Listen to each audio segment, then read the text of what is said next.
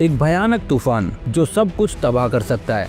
ऐसे तूफान में लोग अपनी जान बचाने के बारे में सोचते हैं, लेकिन आज की हमारी फिल्म में कुछ लोग मिलकर दुनिया के सबसे बड़े तूफान में जान बचाने की बजाय चोरी करते हैं।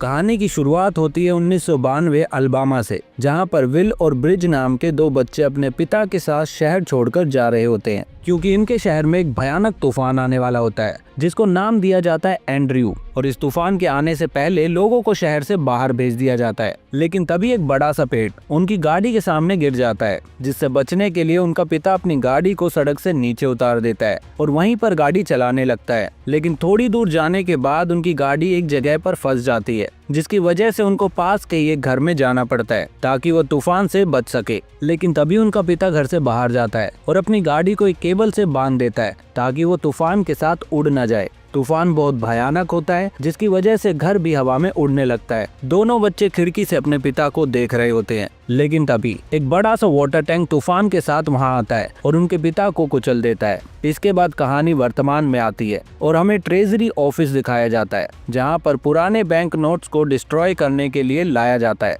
इस बार केसी नाम की लड़की ये पैसे लेकर यहाँ आती है और देखती है कि वहाँ पर पहले के नोट्स भी अभी तक रखे हुए हैं। इसीलिए वो ट्रेजरी ऑफिस मोरेनो से पूछती है कि तुम लोगों ने इन पैसों को अभी तक डिस्ट्रॉय क्यों नहीं किया। तो मोरेनो कहता है, नोट्स को डिस्ट्रॉय करने वाली मशीन में कुछ खराबी आ गई है, जिसे हम जल्द से जल्द ठीक करवाने की कोशिश कर रहे हैं। इसके बाद हम साशा और फियर्स को देखते हैं, जो वहाँ पर सिक्योरिटी सॉफ्टवेयर ठीक करने के लिए आए होते हैं। उधर कैसी ट्रेजरी में जमा पैसों की रिपोर्ट अपने हेडक्वार्टर में मॉरिस को देती है और उसे बताती है कि आज का कैश मिलाकर वहाँ पर टोटल $600 मिलियन रखे हुए हैं। ये सुनकर मॉरिस कहता है, केसी, ये बहुत बड़ा अमाउंट है, वहाँ पर रखे कैश की जिम्मेदारी तुम्हारी है और तुम्हें इंश्योर करना होगा कि वो नोट सेफली डिस्ट्रॉय कर दिए जाएं।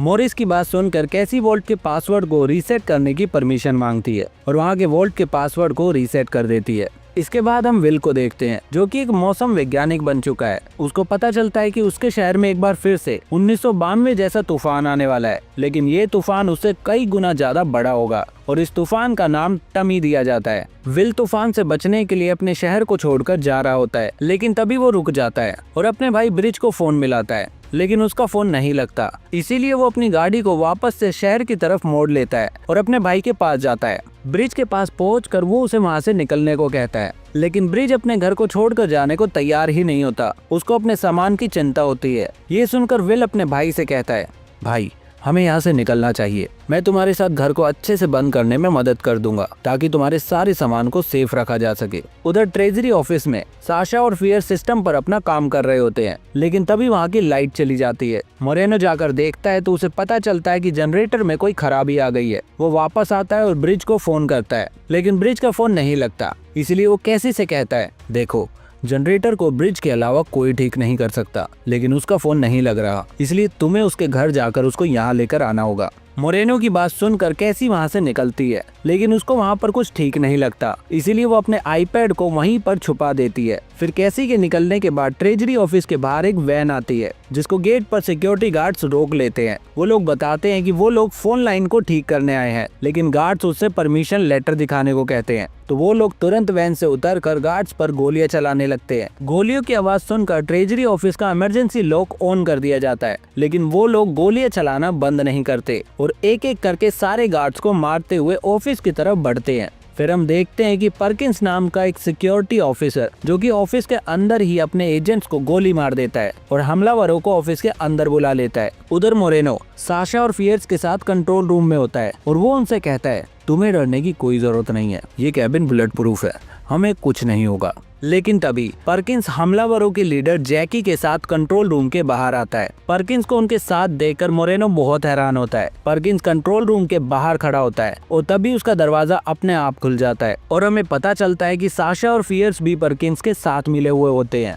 मतलब ये सब लोग आपस में मिले होते हैं और ये सारा पर्किंस का ही प्लान होता है। पर्किंस मोरेनो को बताता है कि उसी ने नोट्स को खराब करने वाली मशीन को खराब किया था और अभी वो ऑफिस में मौजूद किसी भी इंसान को नुकसान नहीं पहुंचाएगा, लेकिन अगर किसी ने भी होशियार बनने की कोशिश करी तो वो उसको जान से मारने में जरा भी नहीं हिचकिचाएगा। इसके बाद वो लोग मोरेनो के साथ बाकी सारे स्टाफ को बंदी बना लेते हैं और वोल्ट को खोलने की कोशिश करते हैं, लेकिन वो लोग वोल्ट को नहीं खोल पाते क्योंकि कैसी ने जाने से पहले पासवर्ड को रीसेट कर दिया था। खैर कैसी तो बहुत चालाक निकली और उसने पासवर्ड को रीसेट करके बहुत अच्छा काम किया। और मैं जानता हूँ कि आप लोग भी बहुत चालाक हो, इसीलिए मेरे चैनल को सब्सक्राइब करके एक अच्छा काम आप भी कर दो ताकि हम जल्दी से 100 की फैमिली हो जाएं। इसके बाद हम देखते हैं कि कैसी ब्रिज के घर पहुंच जाती है और उसे अपनी आईडी दिखाकर अपने साथ चलने को कहती है। ब्रिज भी ट्रेजरी ऑफिस का काम देखकर तुरंत अपना सामान उठाकर कैसी के साथ चलने को तैयार हो जाता है। ब्रिज को जाता देख विल उसे मना करता है, लेकिन ब्रिज उससे कहता है इस वक्त यहाँ पर ट्रेजरी ऑफिस ही सबसे सुरक्षित जगह है, ये तूफान उस जगह का कुछ नहीं बिगाड़ पाएगा। उधर ट्रेजरी के अंदर साशा और फियर्स वोल्ट को नहीं खोल पाते और उन्हें पता चलता है कि वोल्ट के पासवर्ड को किसी ने बदल दिया है। पर्किंस मोरेनो से इस बारे में पूछता है और मोरेनो उसे मना कर देता है और कहता है मैंने पासवर्ड नहीं बदला, लेकिन हो सकता है कैसी ने ऐसा किया हो। इतने में ही कैसी भी ऑफिस के बाहर पहुंच जाती है और देखती है कि गेट पर कोई भी गार्ड्स नहीं है। ये देखकर वो समझ जाती है कि कुछ तो गड़बड़ है, इसीलिए वो ब्रिज को गाड़ी चालू रखने को कहती है और खुद अंदर जाकर देखती है। लेकिन तभी पर्किंस के आदमी कैशी पर निशाना लगा देते हैं और उसे गन नीचे फेंकने को कहते हैं। इसी बीच ब्रिज की एंट्री होती है और वो अपनी कार को घुमाकर कैसी के सामने लगा देता है और वो लोग वहाँ से भागने लगते हैं। लेकिन साशा कंट्रोल रूम से ये सब देख रही होती है और वो तुरंत गेट के बाहर लगे बैरियर की मदद से रोड को ब्लॉक कर देती है, जिससे उनकी गाड़ी बैरियर में ठुक जाती है, जिसकी वजह से पर्किंस के आदमी ब्रिज को पकड़ लेते हैं। लेकिन कैसी वहाँ से भाग जाती है। पर्किंस के आदमी कैसी का भी पीछा करते हैं, लेकिन तभी विल भी वहाँ आ जाता है और कैसी को बचा लेता है। पर्किंस के आदमी विल की कार पर गोलियां चलाते हैं, लेकिन उनको कुछ नहीं होता क्योंकि विल ने अपनी कार को बुलेट प्रूफ बनाया होता है। इसके बाद कैसी विल को बताती है कि पर्किंस के लोग ट्रेजरी में रखे पैसों को लूटना चाहते हैं और उन्होंने ब्रिज को भी पकड़ लिया है ताकि वो लोग उससे जनरेटर को ठीक करवा सके। एक बार जनरेटर ठीक हो गया तो वहाँ पर लाइट आ जाएगी, जिसकी मदद से वो लोग वोल्ट को खोल पाएंगे। ये सब सुनकर विल कैसी को बताता है कि शहर में इतिहास का सबसे बड़ा तूफान आने वाला है, जिसकी वजह से हमें बाहर से कोई मदद नहीं मिल पाएगी। हमें लोकल पुलिस को जाकर ये सब बताना चाहिए। फिर वो लोग पुलिस स्टेशन पहुंचकर पुलिस ऑफिसर डिक्सन को ट्रेजरी ऑफिस में हो रही लूट के बारे में सब बताते हैं। डिक्सन उनकी बात बहुत ध्यान से सुनता है और उन्हीं पे गन तान देता है और पर्किंस को कॉल करके ये सब बता देता है। फिर विल के पूछने पे वो बताता है कि अब मेरी रिटायर होने की उम्र हो गई है और इस समय $600 मिलियन की लूट में हिस्सा मिलना किसको बुरा लगेगा। ये सब देखकर कैसी चालाकी दिखाती है और अचानक से अपनी गन से फायर करती है,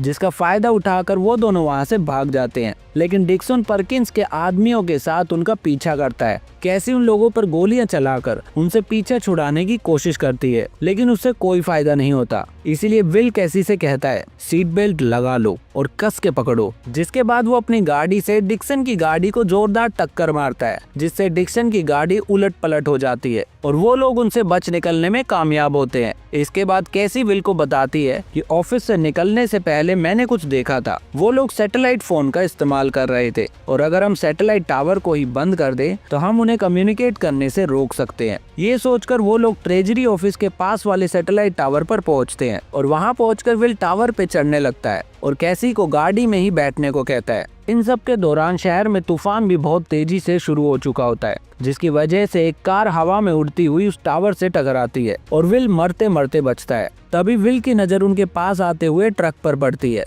जिसको देखकर वो कैसी से इशारों में कहता है कि वो उनकी गाड़ी की लाइट्स को बंद कर दे। लेकिन कैसी को कुछ समझ नहीं आता और वो लाइट्स को बंद करने की बजाय और लाइट्स जला देती है, जिसके कारण पर्किंस के आदमी उनको देख लेते हैं और कैसी पे फायर करना शुरू कर देते हैं। कैसी भी उन पर पलटवार करती है और ट्रक ड्राइवर को गोली मार देती है। उधर ट्रेजरी ऑफिस के अंदर साशा और फियर्स बोल्ट का कोड ब्रेक करने में सिर्फ एक कदम की दूरी पर होते हैं, लेकिन तभी कैसी अपना दिमाग लगाती है और वो पूरे टावर को ही नीचे गिरा देती है, जिसकी वजह से ऑफिस के अंदर सिग्नल चले जाते हैं। तभी पर्किंस आकर पूछता है कि उन्हें वोल्ट खोलने में और कितना समय लगेगा, तो साशा उसे बताती है कि उनके सिग्नल चले गए हैं और अब जनरेटर ठीक होने पर ही वो लोग कुछ कर पाएंगे। इसी बीच ब्रिज भी जनरेटर को ठीक कर देता है और ऑफिस में बंदी बनाए गए लोगों को छुड़ाने की कोशिश करता है, लेकिन साशा सीसीटीवी कैमरा से ये सब देख रही होती है और वो तुरंत वहाँ पर करंट छोड़ देती है, जिससे ब्रिज को जोरदार झटका लगता है और वो उन लोगों को नहीं बचा पाता। तभी डिक्सन अपने बाकी पुलिस ऑफिसर्स को लेकर ट्रेजरी ऑफिस पहुंचता है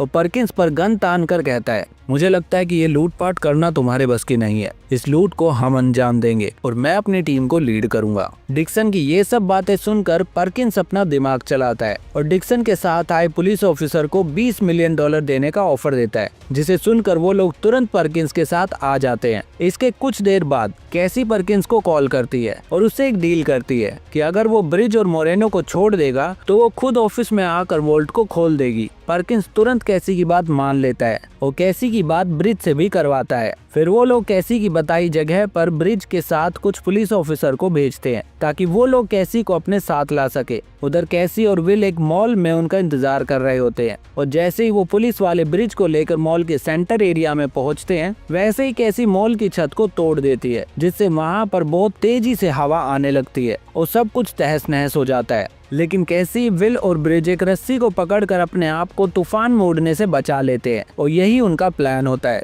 इन सब के बाद वो लोग ब्रिज के घर पहुंचते हैं और वहां से सारा जरूरी सामान लेकर अपना अगला प्लान बनाते हैं। इसी बीच परकिंस के आदमी उनका पीछा करते हुए वहां पर भी पहुंच जाते हैं, लेकिन तब तक तूफान और भी ज्यादा भयानक हो जाता है और समंदर की लहरें अपने आसपास के एरिया को तबाह करना शुरू कर देती है। फिर जैसे ही परकिंस के आदमी ब्रिज के घर पहुंचते हैं, वैसे ही समुद्र का पानी वहां आ जाता है और सब कुछ तबाह कर देता है। फिर तूफान के थोड़ा रुकने के बाद हम देखते हैं कि विल अपनी गाड़ी के सहारे अपनी जान बचा लेता है और ब्रिज बोट लेकर उसके पास आता है और बताता है कि परकिंस के आदमियों ने केसी को पकड़ लिया है। उधर परकिंस के आदमी केसी को लेकर ट्रेजरी ऑफिस पहुंचते हैं, जहां पर परकिंस केसी को देखकर बहुत खुश होता है और उसको डराने के लिए मोरेनो को जान से मारने की धमकी देता है, जिससे डर कर केसी वोल्ट का दरवाजा खोल देती है। वोल्ट के खुलते ही परकिंस अपने आदमियों के साथ सारे पैसों को देखता है और मोरेनो को गोली मार देता है। इसी दौरान विल और ब्रिज परकिंस के आदमियों से केसी को बचाने का प्लान बनाते हैं और दूर से ट्रेजरी ऑफिस में नजर रखते हैं। वो लोग देखते हैं कि परकिंस अपने आदमियों के साथ सारे पैसों को 3 ट्रक्स में लोड करके वहाँ से जाने लगता है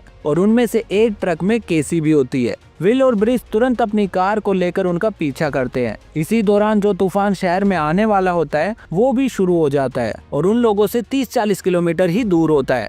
ये तूफान बहुत भयानक होता है, जो अपने बीच में आने वाली सभी चीजों को तबाह कर देता है। एक ट्रक में साशा और फियर्स होते हैं, जो कि सबसे पीछे होते हैं। फियर्स तूफान को देखकर परकिंस को गाड़ी तेज चलाने को कहता है, लेकिन परकिंस उसकी बात को सीरियसली नहीं लेता। तभी विल और ब्रिज उनके पीछे आकर उनके ट्रक पर चढ़ जाते हैं और आगे जाकर विल साशा का ध्यान भटकाता है और दूसरी तरफ से ब्रिज फियर्स को बंदूक दिखाकर ट्रक का कंट्रोल अपने हाथ में ले लेता है। इसके बाद विल आगे वाले ट्रक में चढ़ जाता है, जिसमें केसी होती है। ट्रक के अंदर ड्राइवर के साथ एक और आदमी होता है, जो केसी को मारने की कोशिश करता है, लेकिन केसी बड़ी चालाकी से उस आदमी से गन लेकर ड्राइवर और उस आदमी दोनों को मार देती है। ड्राइवर के मरने से ट्रक आउट ऑफ कंट्रोल हो जाता है और सड़क से नीचे उतर जाता है। फिर जैसे ही वो ट्रक दीवार से टकराने वाला होता है, वैसे ही विल ट्रक के अंदर आ जाता है और उसका कंट्रोल अपने हाथ में ले लेता है। विल को देखकर कैसी भी बहुत खुश होती है। उधर परकिंस देखता है कि उसके पीछे आ रहे दोनों ट्रक्स काफी पीछे रह गए हैं, इसीलिए वो अपने ट्रक की स्पीड को कम करता है और फिर जैसे ही पीछे वाले ट्रक उसके बराबर आते हैं तो वो उस ट्रक में ब्रिज को देखता है। ब्रिज को देखते ही वो उस पर गोलियां चलाने लगता है, लेकिन तभी दूसरी तरफ से विल उसके ट्रक को टक्कर मारता है और कैसी उस पर फायर करती है। फिर वो दोनों भाई अपने ट्रक को परकिंस के आगे लगा देते हैं, जिससे परकिंस का ट्रक पीछे रह जाता है और उनके पीछे आ रहे सबसे भयानक तूफान की चपेट में आ जाता है। बार बार टक्कर लगने की वजह से उसके कंटेनर का दरवाजा भी खुल जाता है, जिसमें रखे $200 मिलियन हवा में यूं ही उड़ जाते हैं। फिर कुछ देर बाद परकिंस का पूरा ट्रक हवा में उड़ने लगता है और ब्लास्ट हो जाता है। अब विल और ब्रिज का ट्रक ही बचता है, जो कि तूफान के काफी करीब होता है। तभी ब्रिज भी अपने ट्रक को छोड़कर विल के ट्रक में आ जाता है, क्योंकि उसके ट्रक में कुछ खराबी आ जाती है और जैसे ही वो विल के ट्रक में आता है, वैसे ही ब्रिज वाला ट्रक भी तूफान के साथ हवा में उड़ जाता है और खत्म हो जाता है। अब विल, ब्रिज और कैसी एक साथ होते हैं और विल ट्रक को फुल स्पीड में भगाता है और थोड़ी देर में उस भयानक तूफान को भी पीछे छोड़ देता है। मतलब ये तीनों ना सिर्फ अपनी जान बचाने में कामयाब होते हैं, बल्कि $200 मिलियन के मालिक भी बन जाते हैं और इसी के साथ ये फिल्म यहीं पर खत्म हो जाती है। तो आपको आज की फिल्म कैसी लगी, कमेंट करके जरूर बताना।